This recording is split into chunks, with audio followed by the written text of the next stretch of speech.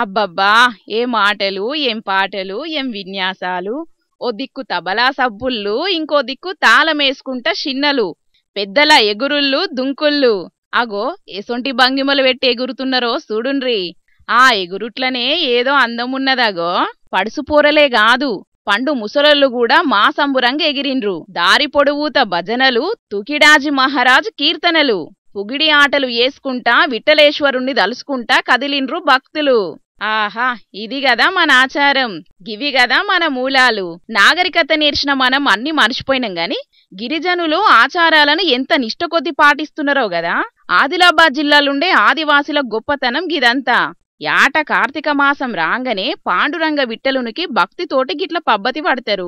స్వామిని పల్లకిల ఊరేగించుకుంటా పాండురంగ విట్టలా అని భజనలు పూజలు వేసుకుంటా 150 కిలోమీటర్ల ఆవల మహారాష్ట్రలున్న పండపురానికి పోతారు. కార్తీక పౌర్ణమి ఏకాదశి ఈ 2 రోజులలో ఉంటాయట మొక్కులు.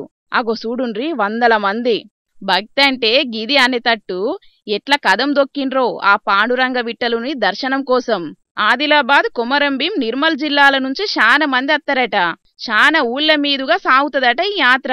ఇక భక్తులంతా విఠలేశ్వరుణ్ణి పల్లకిల ఊరేగించుకుంటా పోతాంటే బాట పొంటి చూడాలే స్వామి వైభోగం. ఊరూరుకల్లా మంగళారతులతోటి స్వాగతం పడతారు భక్తులు. పూజలు చేసి మొక్కులు తీర్చుకుంటారు. ఎనికడ సంధి వస్తున్న ఆచారం ఇది. పండరీపురం పోయేదాకా శానా మంది ఉపవాసం కూడా ఉంటారట. మరి పండర్పూర్ విఠలేశ్వరుని దర్శనం చంద్రభాగాలో స్నానం చేసిన తర్వాత ఏకాదశి రోజున చంద్రభాగాలో స్నానం చేసిన తర్వాత విఠల రుక్మాయి దర్శనం తీసుకుంటా ఉన్నారు. మరి ఆ దర్శనంలో భాగంగా గత 23 సంవత్సరాల నుండి మేము చూస్తున్నాం. ప్రతి ఏటా కూడా విఠల రుక్మాయి దర్శనం తీసుకున్న తర్వాత అందులో ఉన్న ఆనందం మరి ధైర్యం దేవుడు ప్రతి ఏటా కూడా మా భక్తులందరికీ కూడా మాకందరికి కూడా ధైర్యాన్ని ఇస్తున్నారు. ఇన్నరు గదా, ఇదంత ఒక్కెత్తైతే పండరీపురం పోయినాక అక్కడ జరిగేటి పూజలు ఇంకో ఎత్తు. అందుకింక టైం ఉన్నది గదా.